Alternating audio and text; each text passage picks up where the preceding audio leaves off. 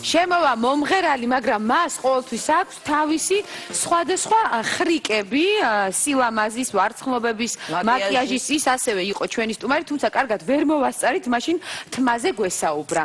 და მოდით ახლა დავუძახოთ ყველასთვის, ჩვენთვის უსაყვარლეს ადამიანს ნინო ჩხეიძე. მოდი ნინო, მოდი. ეს რა მოგიტანიაო? ბოდიში რო გამეცინა, მაგრამ აი ძალიან სახიფათო კიდე გვაქვს. გეტკინა რამე? არა. მართლა. დისკი მოგიტანეთ, მაგრამ ცოტა დაიხაპარ კი მაგრამ თავარია დისკი გადარჩა და შენ კარგად. აი რა კარგი ჰუმორით რო უყურებ ყველაფერს. ეს შენ ძალიან კარგი თვისება, სხვა შორის გადაცემამდე ვლაპარაკობდით ამაზე. ეს თავდაბლობა და არა უშავს, ამაზე მე მგონი არ ღირს, ეხლა ყველა ვეცემით და ყველაფერი ხდება და ისეთი ტიპია მართლა იუმორით ფეხი დაუცა და ადგა, როგორ ხარ? კარგად, მართლა კარგად ვარ და მოგიტანეთ ახალი ჩემი საახალწლო ალბომი.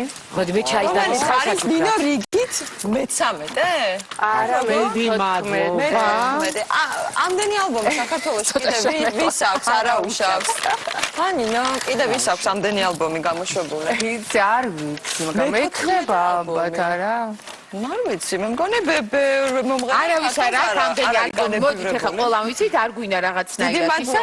შენ ხარ ის ადამიანი, რომელსაც აქვს ყველაზე ბევრი ალბომი გამოშვებული და ყველაზე პოპულარული მომღერალია საქართველოში. მაგრამ ეკო ჩემი დასხმული ჩაი აჰმადის ნინოს არ დაულევია. გოგებო, კიდე ძალიან ლამაზი სუვენირი მოგვიტანა. ნინო ჩხეიძე. ხო, თავის ჭიქი. ნინოს სტუდიაში ისეთ რაღაცები აქვს საოცარი, თავისი აქვს ყველაფერი პატარა კამფეტები ისინი, ესენი და ყველაფერს აწერია ნინო ჩხეიძე.